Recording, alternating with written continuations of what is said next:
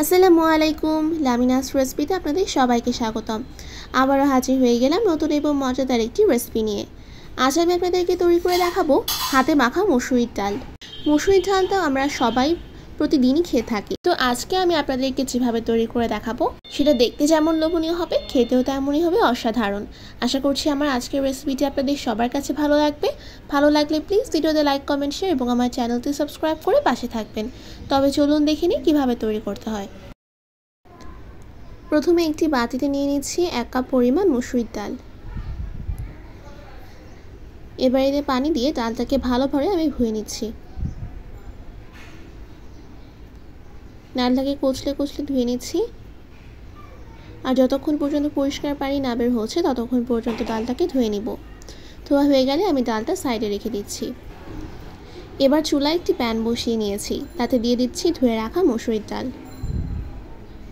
দিয়ে দিচ্ছি একটা পেঁয়াজটাকে আমি একটু বড় করেই কেটে নিয়েছি।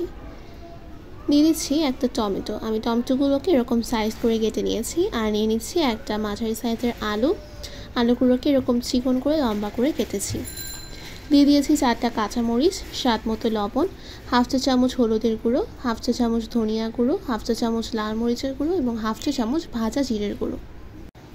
এবার এখানে দিয়ে দিচ্ছি 1 টেবিল চামচ পরিমাণ তেল।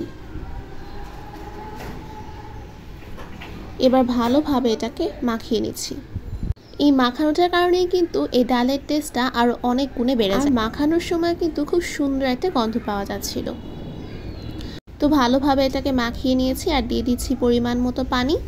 আমি এখানে প্রায় 2 কাপ মতো পানি দিয়েছি আর ঢাকা দিয়ে ঢেকে চুলায় বসিয়ে দিচ্ছি। এবার আমি ওয়েট করব সিদ্ধ হয়ে আসা পর্যন্ত। এবার ভালোভাবে এটাকে একটু নেড়ে নিচ্ছি। আমার ডালটা কিন্তু মোটামুটি সিদ্ধ হয়ে গিয়েছে। একটু নেড়ে নিয়ে আবার এটাকে ঢেকে রাখবো কিছুক্ষণের জন্য।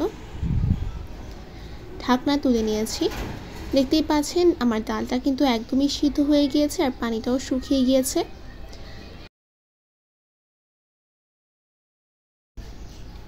একটু ভালোভাবে নেড়ে চেড়ে নিয়েছি। এবার এখানে আমি পরিমাণ মতো পানি দিয়ে দিচ্ছি। আমি এখানে প্রায় আরও 1 কাপের মতো পানি দিয়েছি। আবারও ভালোভাবে একটু নেড়ে নিব। আর এখানে দিয়ে দিচ্ছি ধনেপাতা কুচি। আবারও ভালোভাবে একটু নেড়ে নিব। আমার ডালটা রান্না হতে কিন্তু আর খুব বেশি সময় লাগবে না। সো এটাকে আমি আরও কিছুক্ষণ ঢাকনা দিয়ে ঢেকে রাখবো। ঢাকনা তুলে নিয়েছি। দেখতেই পাচ্ছেন আমার ডালটা কিন্তু প্রায় রান্না হয়ে এসেছে। এবার এটাকে সাইডে রেখে আমি বাগারটা দিয়ে নিচ্ছি। এই জন্য চুলায় আমি একটি প্যান বসিয়ে নিয়েছি। তাতে দিয়ে দিচ্ছি 2 টেবিল চামচ পরিমাণ সয়াবিন তেল আর দিয়ে দিচ্ছি 2টা শুকনো মরিচ। দিয়ে দিচ্ছি 2 কোয়া রসুন কুচি। এবার হালকাভাবে এটাকে ভেজে নিচ্ছি। দেখতেই পাচ্ছেন এটা কিন্তু ভাজা হয়ে গিয়েছে। এবার এটাকে আমি ডালের ভেতর ঢেলে দিচ্ছি।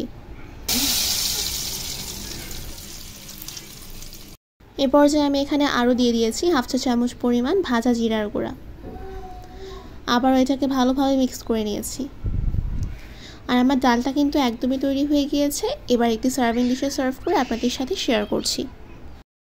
তো এরই মাঝে তৈরি হয়ে গেল আমার মজাদার হাতে মাখা মসুরির ডাল। দেখতেই পাচ্ছেন এটা দেখতে কতটা লোভনীয় লাগছে আর খেতেও কিন্তু অনেক মজার হয়েছিল।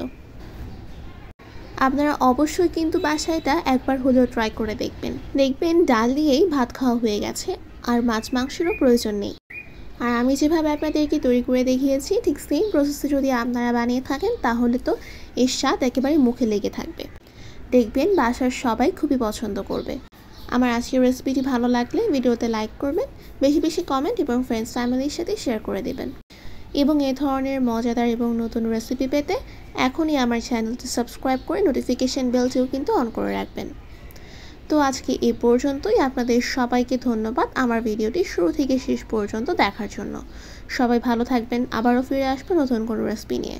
আল্লাহ হাফেজ।